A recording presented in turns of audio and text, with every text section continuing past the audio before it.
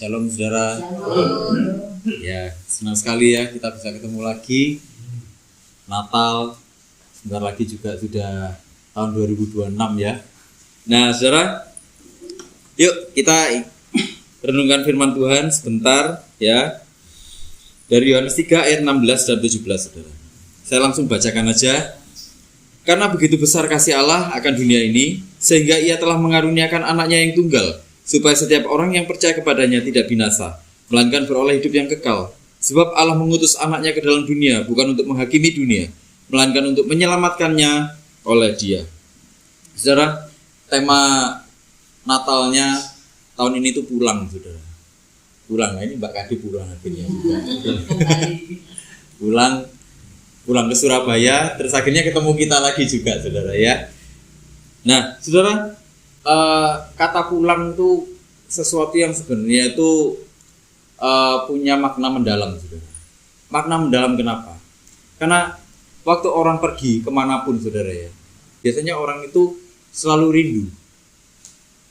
rindu kampung halamannya, rindu rumahnya, rindu suasana dia dibesarkan, rindu suasana dia bisa jadi dirinya. Waktu orang pulang, kenapa orang kok kepingin pulang? Saudara, seenak-enaknya kita tidur di hotel. Saya kalau misalnya pergi gitu ya, saudara ya.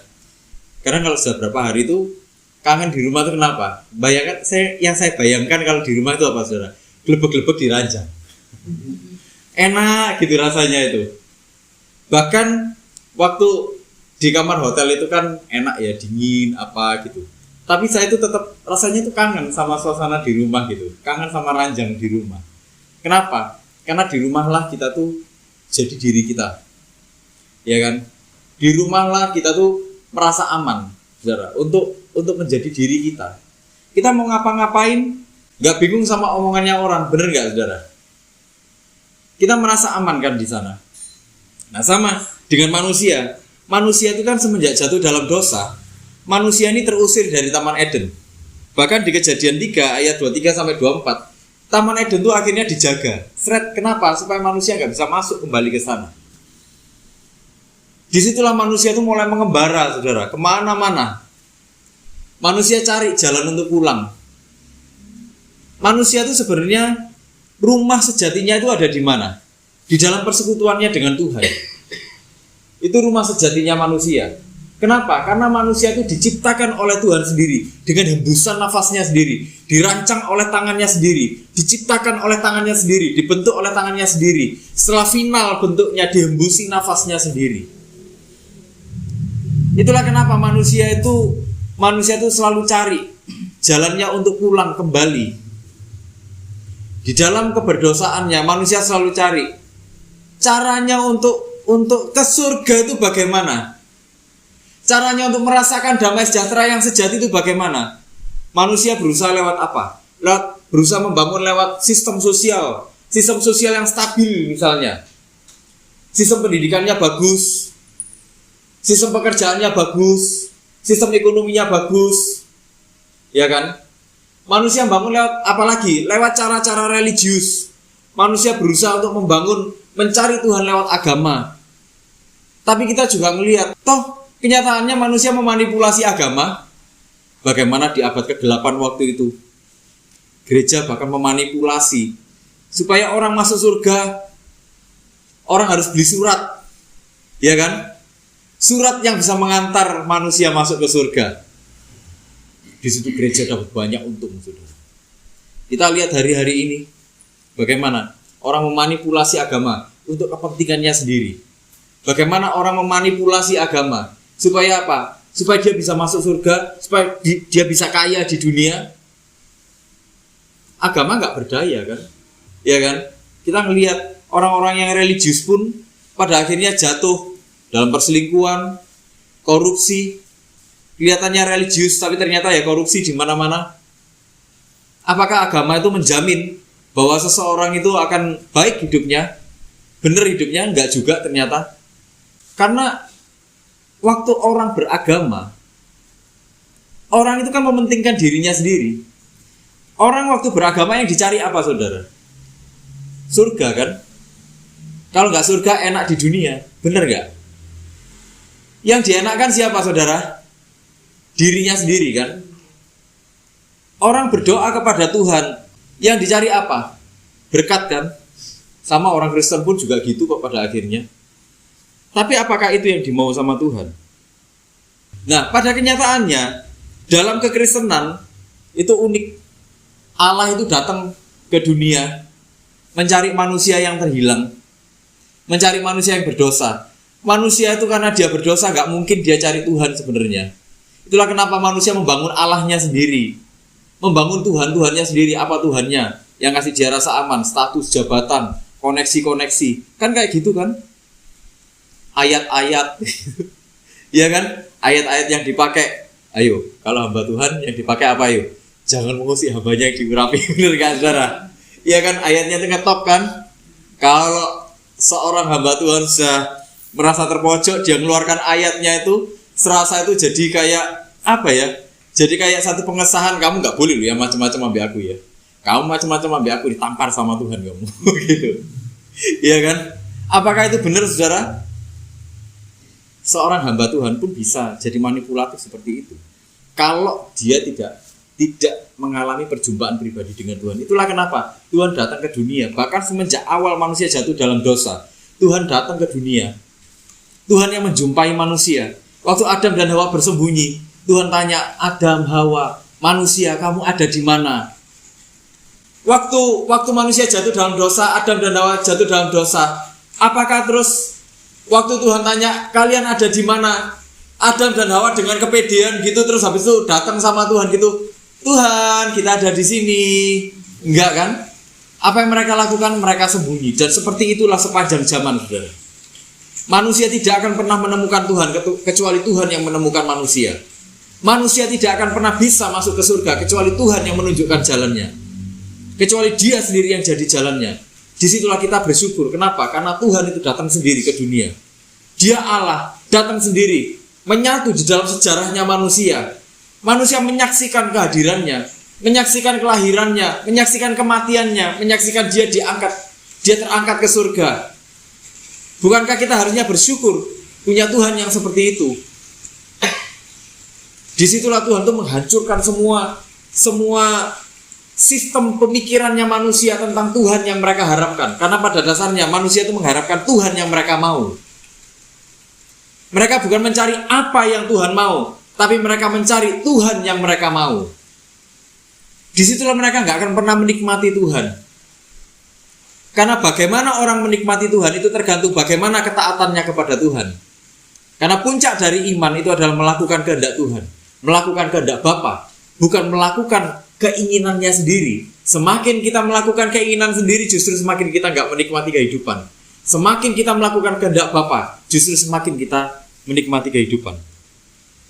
Disitulah Allah itu menghancurkan sistem religiusnya manusia, yang diyakini manusia bakal ketemu sama Tuhan. Enggak. Yohanes 4 ayat 23. Tetapi saatnya akan datang dan sudah tiba sekarang, bahwa penyembah-penyembah benar akan menyembah Bapa dalam roh dan kebenaran. Sebab Bapa menghendaki penyembah-penyembah demikian. Allah itu roh, dan barang siapa menyembah Dia harus menyembahnya dalam roh dan kebenaran. Artinya apa? Tuhan itu menghancurkan seluruh sistem tata cara yang mati. Agama itu apa sih? Agama itu kan sebenarnya seperangkat tata cara tentang bagaimana manusia berusaha menemukan Tuhan. Tapi Alkitab menunjukkan bahwa manusia tidak akan pernah menemukan Tuhan kecuali Tuhan yang menemukan manusia. Artinya apa? Sistem keagamaan di dalam pemikirannya manusia, waktu Yesus hadir, dihancur leburkan sedemikian rupa. Enggak, bukan beragama yang demikian yang aku harapkan.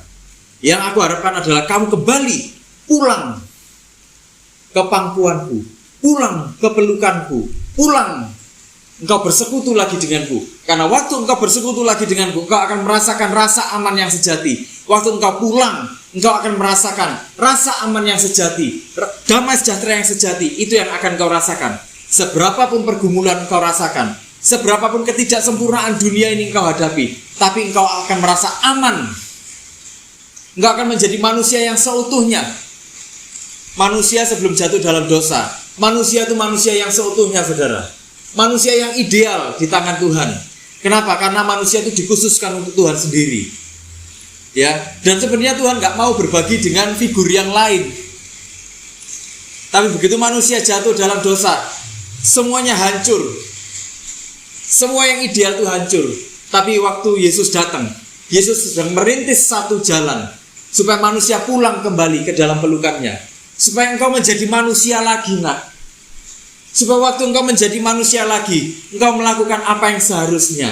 Engkau merasa aman, engkau merasa damai sejahtera, sekalipun dunia tidak sempurna. Kenapa? Karena manusia seperti itulah yang aku harapkan. Dan waktu engkau menjadi seperti yang aku harapkan, disitulah engkau pulang. Engkau akan merasa aman. Saya ini bukan nggak bergumul. Saya tadi cerita ya saudara ya. Pergumulan saya juga banyak. Itu baru sedikit pergumulan yang saya ceritakan saudara. Ada begitu banyak pergumulan yang saya hadapi. Tapi apakah saya nggak merasakan damai sejahtera? Saya merasakan damai sejahtera, saudara. Saudara, saya kadang-kadang dibanding-bandingkan sama orang. Saudara, saya waktu dibanding-bandingkan, apakah saya merasa terganggu? Enggak, saya nggak merasa terganggu sama sekali. Karena saya tahu, hidup seperti ini yang Tuhan kasih untuk saya hari ini. Itulah kenapa saya nggak pernah merasa terganggu sama hidupnya orang lain. Saya merasa aman dengan hidup saya hari ini. Aman dalam artian apa? Saya memahami Tuhan hari ini sedang memberi saya bagian seperti ini. Itulah kenapa saya merasa aman sekali. Saya menjadi manusia yang Tuhan inginkan hari ini. Saya memang gak sempurna, tapi Tuhan mengoreksi saya untuk makin hari makin serupa segambar dengan Tuhan. Dan sebenarnya itulah yang Tuhan harapkan dari kita semuanya. Itulah kenapa Tuhan menyediakan satu komunitas. Jadi Tuhan gak cuma menebus kita selesai, enggak. Tapi Tuhan menginginkan manusia berproses. Bagaimana manusia berproses? Disitulah Amsal bilang, besi menajamkan besi, manusia menajamkan manusia. Kenapa Tuhan kok ngomong kayak gitu? Ini sebenarnya satu prinsip dalam komunitas. Satu sama lain, semuanya harus saling menginspirasi. Besi menajamkan besi, manusia menajamkan manusia, itu bukan berarti satu akan jadi antagonis. Enggak, saudara. Antagonis itu artinya satu jadi orang jahat supaya yang satunya ini diproses gitu. Enggak. Bukan gitu maksudnya Tuhan. Maksudnya Tuhan adalah satu sama lain. Kita harus jadi orang-orang yang sama-sama mencari wajah Tuhan. Sama-sama kita ini menjadi semakin serupa segambar dengan Tuhan. Sama-sama kita menginspirasi, saling menguatkan satu sama lain. Itulah kenapa memberi tema Natal dengan kata pulang. Karena Yesus sendiri membawa kita pulang. Dan gak cuman sampai di situ. Yesus ingin selama hidup kita di dunia kita berproses. Berprosesnya bagaimana? Tuhan sudah kasih fasilitasnya. Apa fasilitasnya? Inilah keluarga di dalam Tuhan. Inilah komunitas di dalam Tuhan. Saya selalu berharap di dalam komunitas ini akan jadi satu komunitas yang kita bisa merasa aman kita pulang ke sini. Kita bisa merasa aman kita berproses di sini. Kita mungkin ada ketidaksempurnaannya. Mungkin kita dikoreksi di sini. Tapi di situ kita tetap bisa merasa aman. Merasa aman untuk berproses bersama. Merasa aman untuk bertumbuh bersama. Merasa aman untuk meneguhkan panggilan kita bersama. Merasa aman untuk saling menguatkan satu sama lain. Merasa aman untuk bisa saling mendukung satu sama lain. Itulah kenapa saya selalu bilang, komunitas ini bukan tentang Sony. Komunitas ini bukan tentang saya. Komunitas ini tentang kita semuanya. Apa yang Tuhan inginkan untuk kita semuanya hari ini di komunitas ini. Itulah kenapa kita semua saling melayani di sini. Ada yang berdoa, ada yang pimpin pujian, ada yang main gitar, ada yang sharing, ada yang kesaksian, ya kan? Ada yang melakukan banyak hal di sini, melakukan pelayanan-pelayanan yang kelihatannya nggak nampak, tapi itu menguatkan satu sama lain. Itulah sebenarnya komunitas. Itulah yang Tuhan harapkan dari sebuah komunitas, di mana semuanya saling berfungsi satu sama lain, di mana semuanya itu pada akhirnya saling bertumbuh satu sama lain. Bukan satu komunitas yang one man show. Misalnya Sony sendiri, enggak. Kalau Sony sendiri, saya yang belajar, saya yang hebat, mungkin saya yang terkenal sendiri, gitu saudara ya. Saya yang ngerti semuanya sendiri, tapi yang lainnya enggak bertumbuh, yang lainnya kerdil. Tapi yang Tuhan harapkan dalam sebuah komunitas, semuanya saling bertumbuh dalam karunia-Nya masing-masing. Dan itulah juga yang saya inginkan, saya harapkan terjadi untuk kita semuanya. Itulah kenapa tema Natal kali ini, pulang. Saudara, kemanapun kita pergi, dimanapun kita berada. Yuk kita ingat, kita punya rumah di sini. Yuk kita ingat, kita bisa kembali ke sini, kita bisa pulang ke sini, kita bisa bertumbuh di sini. Apapun yang terjadi dalam hidup kita semua, yuk datang, cerita, ngobrol, sharing, supaya satu sama lain bisa saling menguatkan, supaya satu sama lain bisa saling bertumbuh. Amin, saudara. Amin. 2026, saya sudah selesai, saudara. 2026, saudara, saya ingin kita lebih lagi bisa saling bertumbuh. Kita lebih lagi bisa saling mendukung satu dengan yang lainnya. Yuk bertumbuh sama-sama, saudara. Yuk kita pulang ke komunitas ini. Bukan cuma ke komunitas ini, tapi di atas itu semuanya. Yuk kita pulang kepada hati Bapa. Yuk kita pulang kepada hati. Amin, saudara. Yuk sama-sama kita berdoa.